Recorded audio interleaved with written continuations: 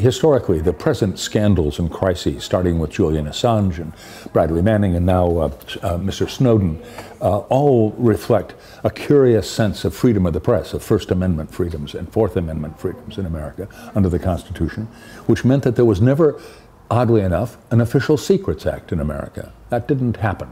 There never was cause for it. You could prosecute people under espionage or treason or something else, but there was no Official Secrets Act.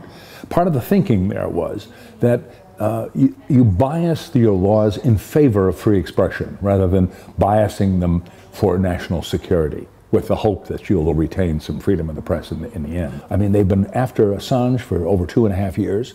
They've not found a single law for which to prosecute him. Bradley Manning is in jail, and the charges have by no means been proven in court yet. So, and they may not be, according to a lot of constitutional lawyers. So it's a risky strategy of the government to try and prosecute on behalf of a law that doesn't really exist. With the present case, they may well do something else. We don't know what will happen in the Snowden case. It's still developing.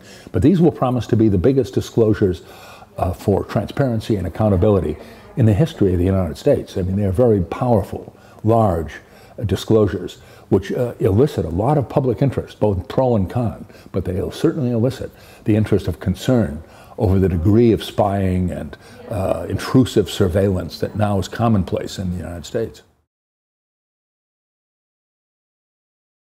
In the case of Assange, with very important connections to the Bradley Manning case, is to open a secret grand jury meeting in Virginia, a federal grand jury, which will examine the evidence against both Assange and Bradley Manning. They're both connected. One, in theory, got the information from the other, which would affect, of course, the NSA whistleblower very importantly, should a certain result come out of it.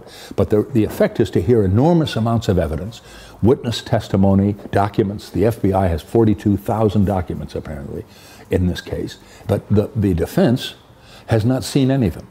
And I think it's important to say that so far, these have not been hostile, in a sense, to the idea of disclosure, because so many more whistleblowers seem to be coming forward. In other words, people aren't intimidated by these quite draconian processes.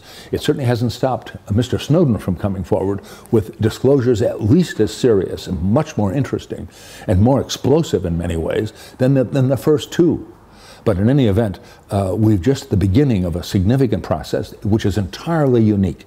We've never seen anything like it in the United States before. Investigative journalists are particularly concerned and following intently the results of these three cases, because how the disposition of the court is decided will affect what we do quite profoundly, perhaps not as dramatically as some of these big cases, but quite powerfully. Because if whistleblowers, who often for the best of reasons give information they feel is of critical importance to the public, about corruption, about violence, about human rights abuses, about important things that the public needs to know about in order to stop, if nothing else. If those are stopped, if these disclosures are stopped, then people will be quite frightened to come forward. And the effect on investigative reporting, which is a key element in keeping a citizenry informed in a democracy, will be severely compromised.